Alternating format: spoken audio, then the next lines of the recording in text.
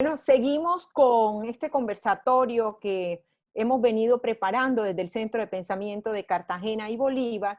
Hoy estamos precisamente con el doctor Rubén Sabogal. El doctor Sabogal, pues, es cartagenero, reconocido por ese invaluable labor en el mundo de la salud y sobre todo en ese también campo de médicos, de neurocirujanos de la región. También pues ha sido o inclusive está vinculado como docente de la Universidad de Cartagena, lo cual nos da también una amplitud frente al tema de ver cómo la academia se vincula también desde esa comunidad científica a una línea tan importante como es la de la salud. Y por supuesto, pues ha también tenido la experiencia de haber sido parte de la constitución del Hospital Universitario del Caribe y bueno, también de ser parte o director de investigaciones en neurocirugía, también y jefe del Departamento Quirúrgico de la Facultad de Medicina. Bienvenido, doctor Rubén Sabogal. Quiero también señalar que hoy obedece un poco a esta conversación a una mesa que ustedes han constituido, que es la mesa de una mesa de trabajo importante por la salud de Cartagena y Bolívar. Y esa mesa está constituida por varios actores, el cual, pues, el doctor Sabogal es quien preside efectivamente esa mesa. Bienvenido. Gracias, Paola. Muy buenas tardes. Un cordial saludo para usted y toda su audiencia.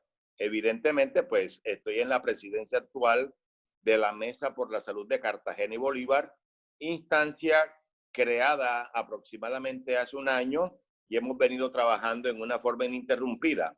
Es un grupo multidisciplinario que ponemos a disposición de todos los cartageneros y bolivarenses. En Bolívar, pues 145 casos, de los cuales pues 135 está mayormente ubicado en Cartagena. ¿Qué nos dicen esas estadísticas, doctor? Bueno, Paola, vamos a tratar por metodología, tocar 3 o 4 aspectos fundamentales. Hoy el tema de actualidad, por ser una catástrofe mundial, estamos hablando del COVID-19 SARS-2. Es un virus que en este momento inició su explosión en China. Desde hace más o menos 3 meses ha venido expandiéndose a través del mundo hasta llegar a América. En ese contexto tenemos que diferenciar lo que es un brote epidémico, lo que sería una epidemia y lo que es una pandemia. El brote epidémico se circunscribe geográficamente a una zona y se puede presentar en un tiempo limitado. La epidemia puede abarcar una comunicación mucho más amplia, pero no sale de ese territorio. Mientras que la pandemia es técnicamente definido la difusión a través de 2 continentes y cuando ya se inicia difusión ya autóctona. Estos serían pues los conceptos básicos para podernos ubicar que hoy estamos padeciendo una pandemia provocado por un virus. Un virus es una proteína extraña que entra al organismo humano, bien sea por vía respiratoria o a través de las mucosas, por ejemplo, la mucosa ocular. Ese cuerpo extraño va a generar una respuesta defensiva automática en el organismo humano. La defensiva se va a caracterizar por leves o pueden ser muy pronunciados, hasta llegar el momento en que puede comprometer la vitalidad de esa persona. Este virus tiene la capacidad de afectar aproximadamente en este ataque inicial a un 80% de las personas que se expongan a él. De este 80% vamos a dividir un 40% o un 60% va a estar dividido en personas que van a tener unos síntomas muy leves y otros van a tener unas molestias significativas, pero que no van a requerir asistencia hospitalaria. Estas personas las vamos a atender directamente desde su domicilio con la calidad de aislados. hay un porcentaje de aproximadamente 20 que van a requerir asistencia hospitalaria. Este 20%, un 15% van a recibir el tratamiento de acuerdo con la sintomatología que vayan desarrollando y serán dados de alta. Otro porcentaje va a requerir apoyo en unidades de cuidados intensivos. Y de este porcentaje total que estamos hablando, que inclusive pueden pasar por hospitalizados o en cuidados intensivos, va a haber necesariamente un fallecimiento. Y es importante rescatar el concepto de mortalidad y letalidad. Este virus está presentando hoy técnicamente el criterio de letalidad, que para la ciudad de Cartagena es aproximadamente un 6.7%. Significa que hoy de 100 personas podrían fallecer eventualmente 6 personas. Sí, doctor, de hecho, sí, veo que también hay una gran probabilidad y posibilidad de que esas personas que en este caso están contagiadas se recuperen. Y de hecho, inclusive es importante, y usted está hablando de algo letal, pero también logran recuperarse mucho más las personas que las que inclusive mueren, ¿no? Ese es el primer mensaje importante. Muy bien. Y eso es lo que tenemos que rescatar ante la comunidad nuestra. Que si tenemos los cuidados necesarios, oportunos, uno de los primeros cuidados, mantenerse en tu casa en esta etapa de aislamiento. Segundo, lavado permanente de las manos. Tercero, utilizar un gel que nos permita desinfectar. Ese no va a matar el virus, porque el virus no se mata, él se inactiva.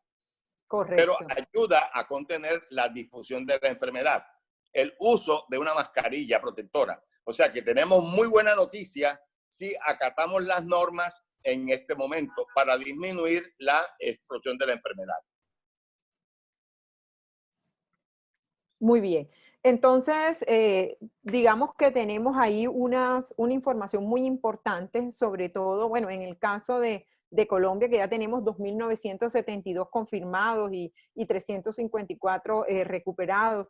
Y bueno, en el caso de Bolívar, que todavía sigue siendo pues una cifra todavía considerada con prudencia, pero que ya estamos hablando de 145, en este caso, contagiados. Doctor, nos gustaría ver un poco también esa relación, cómo es conforme al número de camas que tenemos, porque si bien nosotros, bueno, la mayoría de las personas están en casa, o sea, las que presentan algún tipo de contagio están en casa y llevando también esa cuarentena en casa, ¿cómo estamos preparados nosotros también con esas adecuaciones del número de camas frente a estas necesidades que vamos a tener? Y que me imagino yo, doctor, usted lo sabrá mejor, pues obviamente que nosotros, y queremos compartir también eso, ¿cómo va a ser esos picos o esos números de pronto de contagio al final del mes, que es, bueno, cuando también se va a levantar esta cuarentena? Muy bien. En este momento estamos transitando técnicamente aquí en Colombia la primera o la segunda etapa de la difusión de la enfermedad.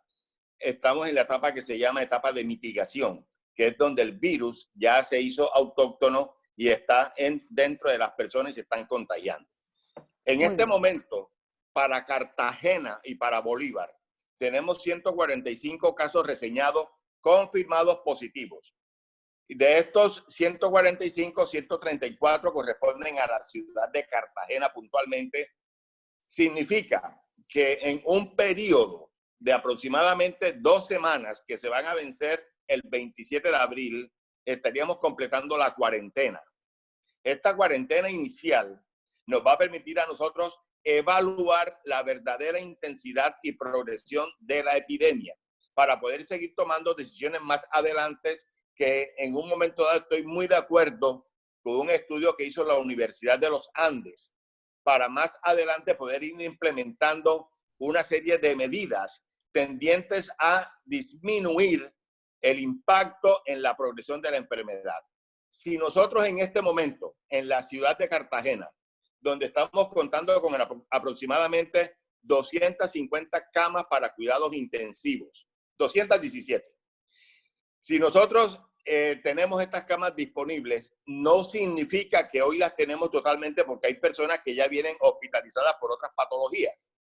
Pero si nosotros logramos disminuir con la colaboración de la comunidad, que es lo que se ha pedido, no salgan a la calle, no abusen de la salud, va a permitir disminuir ese impacto de consulta hospitalaria y nos va a permitir a nosotros, los médicos y al personal sanitario y al ente gubernamental, hacer apropiaciones adecuadas para tomar las decisiones tendientes a contrarrestar la enfermedad. En este momento, el Ministerio de Salud da una noticia también muy alentadora para el país, y es que hay una disminución en la curva de crecimiento de la enfermedad.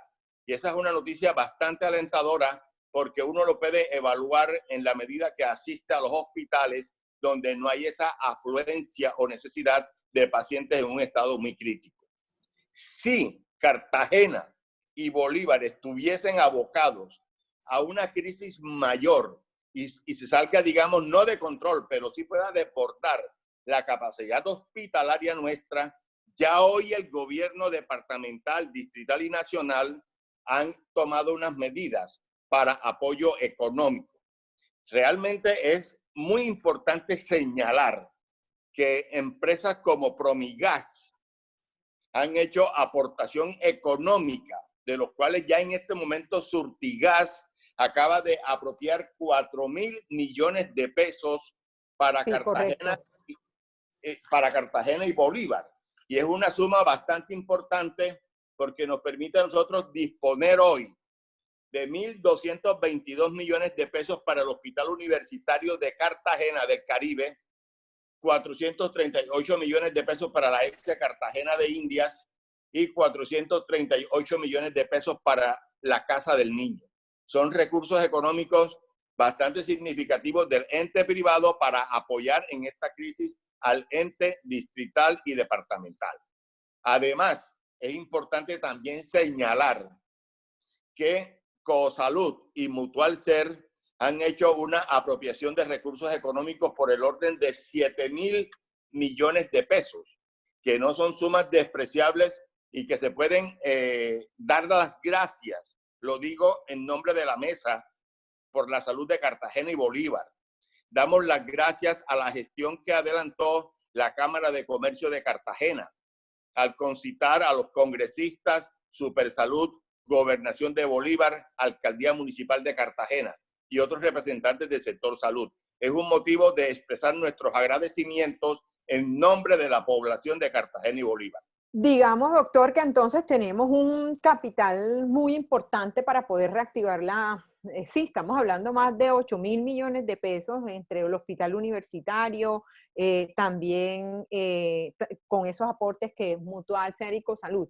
Entonces, pregunta, luego, ¿qué viene? La dotación de todos, de qué, digamos, hospitales o qué capacidades hospitalarias, precisamente para ir más allá y adelantarnos un poco y tener esa respuesta frente a esos picos que va a subir.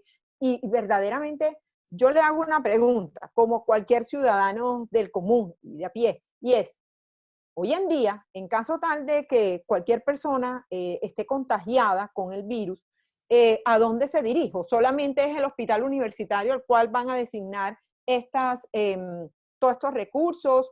¿O cómo hace uno? ¿O a uno también lo pueden atender en cualquier otra, o dentro de la red misma hospitalaria que hay en la ciudad de Cartagena de Indias? Muy bien, se supone que cada persona aquí en este territorio tiene un aseguramiento. Ese aseguramiento puede ser a través de un régimen contributivo o puede ser a través de un régimen subsidiado.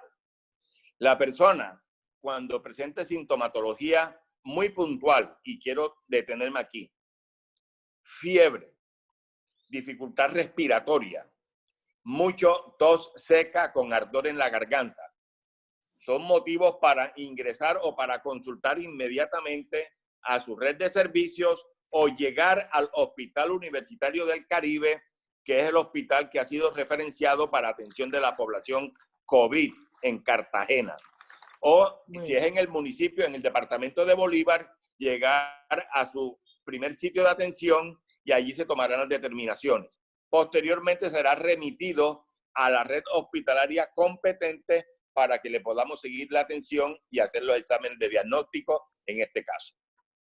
Muy bien. Y entonces, volviendo a los recursos destinados para esta, digamos, red hospitalaria, ¿cómo funcionaría? ¿Cómo serviría? O sea, ¿es la adecuación además de lo que tienen o es que toca en este caso, como quien dice, hacer nuevos pabellones o cómo es ese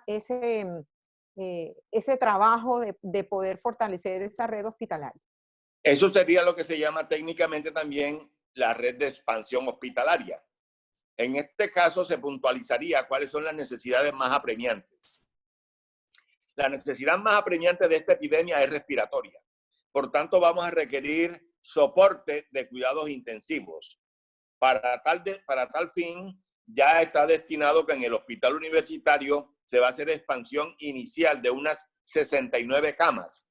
Y en la red de Cartagena y Bolívar, incluido, por ejemplo, Clínica El Bosque y otras instituciones hospitalarias, se haría expansión para la atención de cuidados intensivos.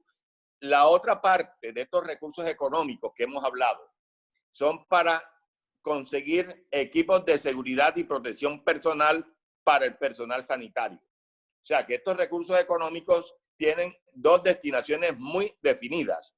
EPP, equipos de protección personal, y apoyo en expansión de cuidados intensivos para atención hospitalaria. Muy bien. Vamos a revisar, doctor, esa capacidad de respuesta entonces que tenemos para Cartagena y Bolívar. Entonces, hoy en día usted pues, nos hace referencia de esas 247 camas y con todo esto pudiéramos entonces estar hablando de cuánto más o menos y de cuánto ese número de camas que pudiéramos llegar a tener y esa capacidad de respuesta. O sea, ¿cómo estamos hoy realmente nosotros en Cartagena y Bolívar para atender esas, digamos, esas necesidades que nos produce, en este caso, la pandemia? Hoy, a esta hora, no tenemos todavía incapacidad de respuesta. Cartagena Okay. y Bolívar tienen hoy la suficiencia hospitalaria para hacer frente a la epidemia. Pero vamos a hablar entonces a algo muy puntual. Un 5% de personas que se contaminen con el virus, que desarrollen la enfermedad, potencialmente podrían requerir cuidados intensivos. Si estamos Correcto. hablando que a partir del 27 de abril y un periodo aproximado de 30 días más posteriores a esa fecha, seguiría el efecto de contaminación. Ojo, va a seguir el efecto de contaminación aproximadamente a finales de mayo. Estas personas significa, el cartagenero y el bolivarense deben entender que aquí podría hasta caber la posibilidad de extender un poco más el aislamiento social. Si nosotros logramos detener la progresión de esta enfermedad y llegamos a el día 27 con unos, ponga usted, aquí en Cartagena, si llegamos Correcto. nosotros con unos 300 pacientes hospitalizados, probablemente el 20%, o sea, unos 60 pacientes van a requerir cuidado intensivo.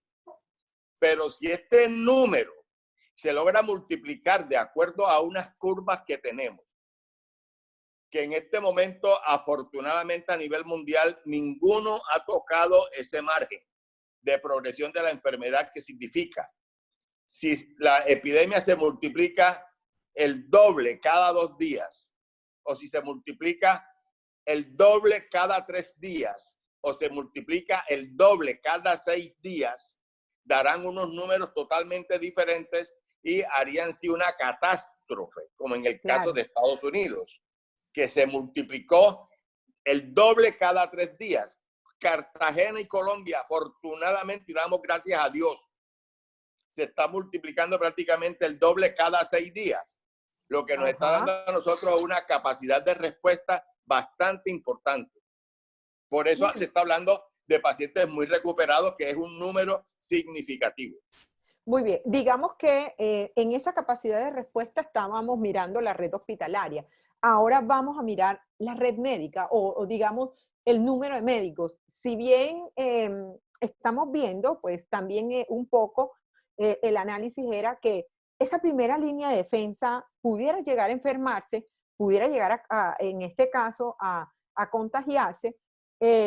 ¿Cómo hacíamos? Nosotros estamos pues bien, o tenemos un número de médicos que en este caso puedan dar y contribuyan también a esa capacidad de respuesta para atender en este caso a nuestros pacientes cartageneros y bolivarenses. Inicialmente, creo que sí tenemos la capacidad de suficiencia de recurso humano, sanitario, llámese enfermeras, auxiliares, terapeutas y el personal médico de primera línea. Tenemos la suficiencia en este momento para atender. ¿Dónde se encuentra una debilidad? Y es que es necesario decirlo respetuosamente.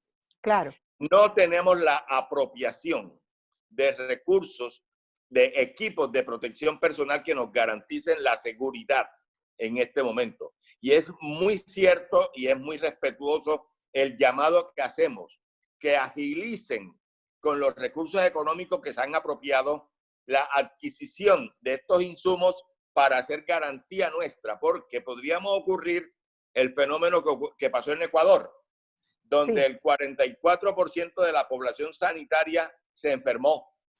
En España, aproximadamente el 17%. En Italia tuvieron otro porcentaje altísimo de población sanitaria enferma, y eso mermaría realmente la capacidad de respuesta del circuito sanitario. Muy bien, doctor. Entonces hemos hablado de la capacidad, de la red hospitalaria, de la red médica. ¿Qué otros aspectos pudieran de pronto ser determinantes en esa capacidad de respuesta que pudiéramos llegar a tener, en este caso, en Cartagena y Bolívar? Bueno, una limitante significativa, y también es otro llamado que hemos hecho a través del análisis del seguimiento de esta pandemia. Los estudios diagnósticos. No tenemos suficiente capacidad para hacer estudios diagnósticos. Ya hoy a nivel mundial se están utilizando unas pruebas rápidas que se llaman, sobre todo para ser aplicados en el personal sanitario para detección precoz de la epidemia, del virus. Y eso es algo que también nosotros queremos resaltar y reclamar respetuosamente, que por favor se nos brinde la posibilidad. Ahora, no solamente para el personal sanitario, es para los pacientes, porque en un momento dado perdemos la brújula por dónde va la curva de progresión de la enfermedad. No parece tan cierto, y lo comunico con respeto, no parece tan cierto que Colombia hoy tenga 3.000 contagiados positivos. Esa curva tiene que estar muy por encima. Igual ocurriría con ese número para Cartagena y Bolívar. ¿Por qué, doctor? Porque cree que no tenemos esa capacidad de respuesta en que los exámenes no lleguen, o de pronto no, mientras se demoran, o la calidad en que se realizan. Precisamente eso es lo que estamos reclamando, ¿no? Que debe haber prontitud en la respuesta de los estudios y acelerar el volumen de estudio, lo que se llama en el argot médico el testeo. Mientras más aumentemos los tests, va a ser mucho más fácil el control de la evolución de la enfermedad. Muy bien. Eso es muy importante. Bueno, nosotros celebrábamos también hace poco el hecho que la Universidad de Cartagena, a través de su laboratorio, pudiera hacer, en este caso, todas estas pruebas médicas, ¿no? Pues, por ejemplo, en el caso de nosotros de Cartagena y Bolívar, pues contamos con la Universidad de Cartagena, y más o menos el promedio, ¿cuánto es mientras va al Instituto Nacional de Salud? O también tengo entendido que ya el protocolo fue un poco en revisar también primero, bueno, el DADIS da una respuesta y después enseguida, o recibe más bien esas informaciones de las pruebas, y enseguida automáticamente lo comunica al Instituto Nacional de Salud. Pero en ese sentido, bueno, ¿cómo estamos nosotros? Y celebrando que la Universidad de Cartagena pues sea uno de los laboratorios que hacen ese tipo de pruebas? La Universidad de Cartagena, a través de su laboratorio de biología molecular, está realizando ya las pruebas aquí en Cartagena. Y es un motivo de Muy bien. orgullo y satisfacción nuestra ese respaldo que nuestra universidad nos está dando. La situación se genera, Paola, porque no existen en este momento, hay escasez de reactivos para mandar a Cartagena desde Bogotá. Y eso es lo que nos está imposibilitando el avance como nosotros desearíamos. Doctor, disculpe, ¿y esos reactivos vienen de dónde? ¿Provienen de dónde? Bueno, depende el tipo de técnica que se está utilizando, porque hay diferentes modalidades. Si van a atacar, si van a detectar lo que llaman antígenos de superficie o si van a estudiar directamente el RNA, el interior del virus. Dependiendo de esas dos capacidades de estudio, asimismo va a ser la prontitud o no en el resultado y en los reactivos que hay que conseguir. Entonces, cada uno tiene una diferencia y hay sitios del mundo donde se están produciendo estos reactivos y son difíciles de conseguir de acuerdo con la evolución que ha llevado a nivel mundial la epidemia. O sea, en conclusión, esos reactivos vienen importados, ¿cierto? Entonces ahí también Totalmente. donde Total. complejiza el tema de poder tener, si bien podemos tener en el laboratorio, la complejidad radica en los reactivos para poder, en este caso, hacer las pruebas, ¿cierto? De Volviendo acuerdo. a esa capacidad de respuesta, doctor, bueno, ¿qué otro además también? Listo, tenemos los estudios diagnósticos que son fundamentales, o sea, ahí usted acaba de señalar algo muy importante, o sea, eso, si tenemos pruebas, sabemos cómo estamos y qué medidas se pueden tomar. ¿Qué otros elementos están dentro de esa capacidad de respuesta? Bueno, si hablamos ya del protocolo de atención, en esta epidemia hay una variable que son las tomografías de tórax. Esas nos permiten inferir en un momento dado si el paciente está presentando cuadro neumónico. Y sería una ayuda indirecta o directa para la atención de la persona, pero no confirmatoria, porque la prueba confirmatoria es el laboratorio. Tenemos nosotros una epidemia, tenemos capacidad hospitalaria, tenemos recursos humanos, pero tenemos unas debilidades diagnósticas desde el punto de vista del laboratorio. Por lo demás, el cuerpo médico de Cartagena, Bolívar y Colombia estamos preparados de acuerdo con la información disponible. Entre otras cosas, hacemos un llamado también respetuoso de atención. Hombre, hay demasiada información, demasiado ruido, que muchas veces no es constructivo. Hay demasiada difusión de noticias, muchas veces Sí. con características de fake news, y la verdad es que no ayuda en nada en el abordaje cierto y creando pánico en la comunidad, que esto no se trata de crear pánico, se trata de que estemos Total. serenos, calmados, que la comunidad sepa que hay una atención tanto del aparato administrativo como de su cuerpo médico y de su red hospitalaria. O sea, que todos tenemos en este momento que estar centrados y evitar la noticia tendenciosa, maliciosa que se está difundiendo actualmente. Sí, doctor, yo creo que eso es algo muy, muy importante. Bien lo señalaban. Yo creo que estamos ante también una mirada sí, de ver y de reflexionar cómo estamos, pero sin generar, pues bueno, hay un pánico que yo creo que el pánico no nos produce nada, o sea, tenemos que ver cómo afrontamos entre todos de la mejor manera, pues esta pandemia, que nos involucra a todos, porque también hay una corresponsabilidad desde la parte civil, que somos nosotros como ciudadanos y que somos los primeros que nos tenemos que quedar en casa y que cuidar, ¿sí? Para cuidar a los demás. Entonces, ahí esto es algo muy importante.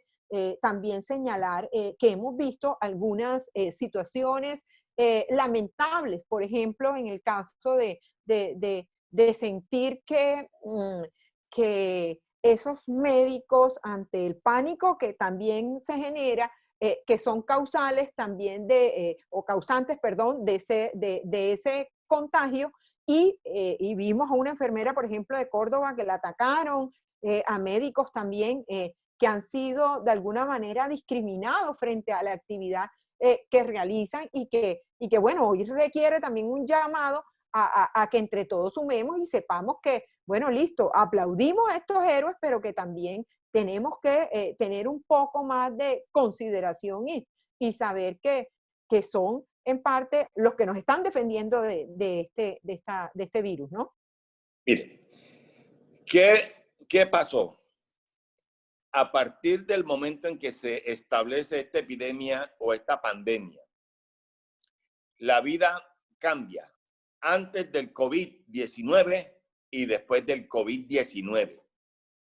Y esa reflexión tenemos que hacerla profundamente Sí, como seres humanos. así es. Porque vamos a establecer una serie de situaciones que ojalá podamos construir de manera asertiva. Porque van a originarse una serie de circunstancias. Desde el punto de vista de la salud, ¿qué recomendaciones o reflexiones nos deja también, doctor? Hablo inicialmente que volver a la atención primaria desde el punto de vista asistencial. Porque la epidemia en muchos países se demostró que desde la atención primaria era más fácil de controlar. Dos, ¿dónde están los recursos y los resultados de promoción y prevención, que significa atención primaria? Tres, la comunidad debe empoderarse de su red hospitalaria y de su cuerpo sanitario y tener la confianza, la certeza y la seguridad que nuestra función, a través de nuestro juramento que hemos hecho, nuestra vocación, es servirles a cada uno de los seres humanos. Cuatro, creo que el gobierno central nacional debe modificar su mirada hacia al médico, al profesional de la salud. Porque usted debe saber, Paola, que aproximadamente el 80 o 90% de los médicos en Colombia son empleados a destajo, entre comillas. Trabajan Sí. por orden de OPS, trabajan por tercerización, y esto muchas veces hace perder la capacidad de pertenencia con la institución. Y como decía Julio Orozco Africano, son los médicos rateros, entre comillas, porque trabajan un rato aquí y trabajan un rato allá.